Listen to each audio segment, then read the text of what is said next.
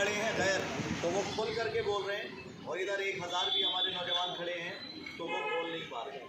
ये परेशानी है। बोलने का जज्बा पैदा कीजिए, इंशाअल्लाह उलमाए किराम आपका साथ देंगे। बात सुन करके बड़ी खुशी हुई, अपने आप को कमज़ोर ना जाने। सबसे अच्छी चीज़ अल्हम्दुलिल्लाह जो हमारे पास है वो हमारा ईमान है। ये ईमान ऐसी चीज़ है जो इंसान को कभी नापाक होने नहीं देता। याद रखना, मोमिन हर हाल में पाक रहता है और काफिर किसी हाल में पाक नहीं रह जाता, क्योंकि कुफ्र की गंदगी उसके साथ चिपटी होती है। मगर मोमिन अल्हम्दुलिल्लाह हर हाल में पाक रहता है। इस पाकी को बेहतर बनाने के लिए हमारी सोच और फिक्र का पाक होना और सही बात करना और गैरों के सामने सही तरीके से जवाब देना और बिल्कुल ना घबराना, और इसी तरीके से जैसे खड़े होकर के अभी बिलाल वाले भाई ने बात की वैसे करना और पूरे जोश और जज्बात के साथ बात करना, ये ईमान वाली की शान हुआ करती है। इसको करना होने दे।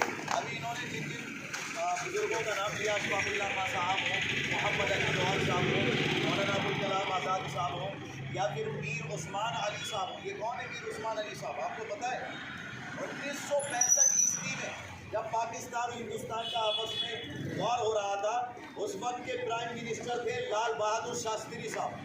अब लाल बहादुर शास्त्री साहब को ज़रूरत थी हिंदुस्तान को मजबूत बनाने के लिए दौलत की, पैसे की, गोल्ड की, लेकिन अज़ीज़ान मोहतरम उस वक्त सबसे बढ़कर योगदान देने वाले जो लाल बहादुर शास्त्री से मिलकर के हैदराबाद के निज़ाम थे मीर उस्मान अली साहब। देखो एक इंग्लिश के अखबार में ये बात छपी, salute in 1965 when the Indian Prime Minister Lal Bahadur Shastri appealed the last Nizam of Hyderabad Nawab Mr. Usman Ali Khan for donation to Indian National Defence Fund as contribution. Shastri appealed the Nizam donated 5,000 kg of gold to Indian National Defence Fund. 5,000 kg gold यानी 5,000 kilo सोना हिंदुस्तान को मजबूत बनाने के लिए हैदराबाद के निज़ाम ने उस वक्त के प्राइम मिनिस्टर लाल बहादुर शास्त्री को दिया। वो रिकॉर्ड आज तक कोई माई का लाल तोड़ नहीं पाया,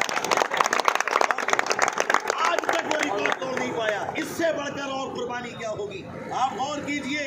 और इसके अलावा the Nizam donation of 5,000 kg of gold to the Indian National Defence Fund was the biggest ever contribution by any individual or organization in India and it remains unsurpassed till today। यानी आज तक वो record कायम है और मैं तो समझता हूँ क़यामत तक कोई तोड़ नहीं पाएगा। ये तो गरीबों और फकीरों के नाम पर चंदा मांग करके खा जाती हैं हुकूमतें। इनके लिए मैं ये कहना चाहूँगा कि कान खोल करके सुन लें, और वो लोग भी जो ये कहते हैं कि मुसलमान वफादार नहीं हैं, याद रखो जब भी एक मुसलमान दुनिया से जाता है तो पूरी दुनिया को पैगाम दे के जाता है कि हम जैसे वफादार कम ही निकलेंगे, जमीन खोद के देखोगे हम ही निकलेंगे, जमीन खोद के देखोगे हम ही निकलेंगे।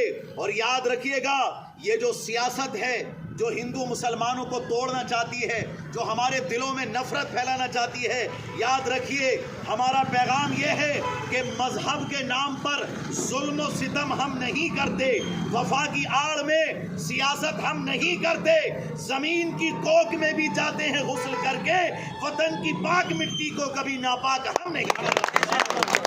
याद रखिए मोहतरम, सबसे पहले जब आवाज़ उठाई गई थी हिंदुस्तान के लिए 1857 ईस्वी में अल्लामा फजल हक खैराबादी ने कितनी बुलंद आवाज़ उठाई कि अंग्रेज़ों ने उन्हें काले पानी की सज़ा दी। और जब अंग्रेज़ों का एक बड़ा अफसर जाकर के कहने लगा, ओए अल्लामा फजल हक खैराबादी, तुम अपना फतवाई जिहाद वापस ले लो वरना तुम्हें भी मारा जाएगा, तुम्हारे घर वालों को भी मारा जाएगा और तुम्हारे बच्चों को यतीम कर दिया जाएगा, औरत को बेवा कर दिया जाएगा, इस तरीके की धमकियाँ देने लगा और कहने लगा कि फतवाई जिहाद वापस ले लो वरना याद रखो कि तुम्हें मार दिया जाएगा। तो जानते हो अल्लामा फजल हक खैराबादी ने मौत के आलम में तड़पते हुए भी कहा था कि कुत्ते की 100 साल जिंदगी से शेर की एक दिन की जिंदगी बेहतर, कुत्ते की 100 साल की जिंदगी से शेर की एक दिन की जिंदगी बेहतर है। एक दिन जिएंगे मगर शेर बन के जिएंगे, कुत्ता बन के मर जाएंगे मगर गुलामी को पसंद नहीं करेंगे। یاد رکھیے عزیزان محترم، موت کے عالم میں تڑپتے ہوئے بھی کہا تھا، اور سبحان اللہ پیغام دیا تھا نوجوانوں ہم سبھی کو، اور انہوں نے کہا تھا او انگریز سن لے کان کھول کر کہ ہم مدینے والے کی چوکھٹ پہ بک چکے ہیں، اب دنیا کے کسی کتے کی چوکھٹ پہ نہیں بک سکتے۔ اب مدینے والے مصطفیٰ کے غلام ہیں، ان کی چوکھٹ پہ ہم بک گئے، اب دنیا کے کسی کتے کی چوکھٹ پر نہیں بکیں گے۔ اور الحمدللہ آپ نے اس وقت موت کو گلے لگانا پسند کیا، مگر فتویٰ جو انگریزوں کے خلاف تھا اس کو واپس لینا پسند نہیں کیا۔ عزیزان محترم، کتنی قربانیاں دی ہیں مسلمانوں نے۔ رانی لکشمی بائی کے ساتھ جنگ کرنے والے بتائیے جو کمانڈر ان چیف تھے ان کے کون تھے؟ میر بخشش علی، سبحان اللہ، اور کیجئے میر بخشش علی نے مل کر کے عزیزان محترم جنگ کی۔ اور اس کے علاوہ آپ آ جائیے کہ جب گاندھی جی ڈانڈیا مارچ نکالنے کے لیے جا رہے تھے، ڈانڈی کا مارچ نکالنے کے لیے جا رہے تھے، عزیزان محترم ڈانڈی مارچ میں جب جانے والے تھے تو کچھ لوگوں نے پوچھا تھا کہ اگر آپ اس میں انگریزوں نے آپ کو پہلے ہی شہید کر دیا تو پھر یہ باغ ڈور کون سنبھالے گا؟ تو جانتے ہو جو گاندھی جی نے پہلا نام پیش کیا تھا وہ نام تھا عباس طیب، یہ پہلا نام پیش کیا تھا عباس طیب۔ اور انگریزوں نے بڑی بڑی پریشانیاں دی۔ بطخ میاں انصاری نام کے ایک صاحب تھے، سمجھے، جو جنگ آزادی میں ساتھ تھے گاندھی جی کے، بالکل کاندھے سے کاندھا ملا کر کے چل رہے تھے، لیکن انگریزوں نے ان کی پوری فیملی کو کڈنیپ کیا اور ایک بچے کو جان سے مار کر کے بھیجا اور کہا پوری فیملی کو مار دیا جائے گا اگر تم نے گاندھی جی کے کھانے میں پوائزن نہیں ملایا، تو زہر نہیں ملایا تو مار دیا جائے گا پوری فیملی کو۔ عزیزان محترم، فیملی کی محبت دل میں گھر کی، کھانے میں پوائزن تو ملا دیا بطخ میاں انصاری نے، لیکن اب دیکھیے گاندھی جی جیسے ہی کھانے کے لیے لقمہ اٹھاتے ہیں بطخ میاں انصاری ہاتھ روک لیتے ہیں اور کہتے ہیں کہ اب میرا دل کہتا ہے کہ پوری فیملی بھی قربان ہو جائے دیش کے لیے تو گوارا ہے، مگر آپ کا دنیا سے جانا گوارا نہیں ہے، اس میں زہر ہے، میں آپ کو زہر کھانے نہیں دوں، زہر کھانے نہیں دیا۔ آپ جانتے ہیں اپنے وقت کے جو سب سے پہلے ہمارے ہندوستان کے راشٹرپتی بنے راجندر پرساد یادو، اللہ اکبر، آپ غور کرو، انہوں نے بطخ میاں انصاری کی اس قربانی کو اس قدر یاد رکھا کہ 50 ایکڑ زمین ان کے نام پر الاٹ کی اور کہا کہ جو وفاداری انہوں نے گاندھی جی کے ساتھ کی ہے اس بات کی بنیاد پر ہم انہیں بھارت رتن بھی عطا کرتے ہیں۔ یہ دیکھیں آپ، اس طریقے سے ہمارے بزرگوں نے کتنی قربانیاں دی ہیں۔ بہادر شاہ ظفر ہوں، ان کے بیٹوں کو مار دیا گیا مگر وہ اپنے مقصد سے پیچھے نہیں ہٹے۔ علامہ فضل خیر آبادی ہوں، آگے رہے۔ اشفاق اللہ خان صاحب ہوں، بھلے ہی جان جانے لگی، فیملی والے آ کر کے بولے کہ آپ کے بعد ہمارا کیا ہوگا، لیکن اشفاق اللہ خان صاحب نے کہا کہ انتقال کرنے دو مجھے، پھانسی پہ لٹکنے دو مجھے، دنیا سے جانے دو مجھے، جب بھی 15 اگست آئے گی اور جب بھی آزادی کو لوگ یاد کریں گے تو جہاں پنڈت جواہر لال نہرو کو یاد کریں گے، جہاں گاندھی کو یاد کریں گے، وہاں اشفاق اللہ خان کو بھی یاد کریں گے۔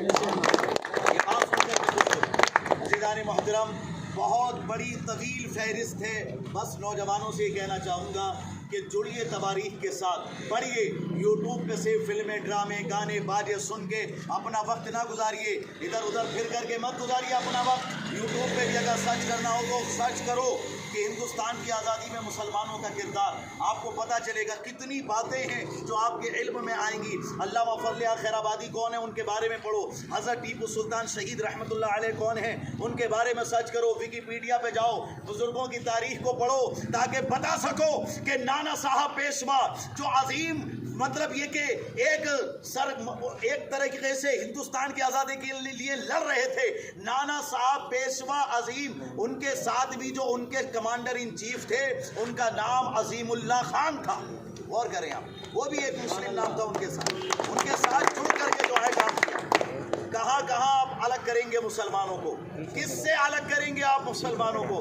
سبھی جگہ الحمدللہ ایمان والے نظر آتے ہیں، لیکن ابھی کچھ بیدار ہونے کی ضرورت ہے۔ نوجوانوں، اپنے مقاصد کو ٹھیک بناؤ۔ یہ شراب بازیاں کرنا، مٹکے بازیاں کرنا، سٹے بازیاں کرنا، ان سے دور ہو جاؤ۔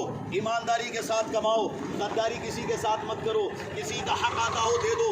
ہندو ہو مسلمان ہو سب کے ساتھ اچھا برتاؤ کرو, اچھے اخلاق کے پیش آؤ.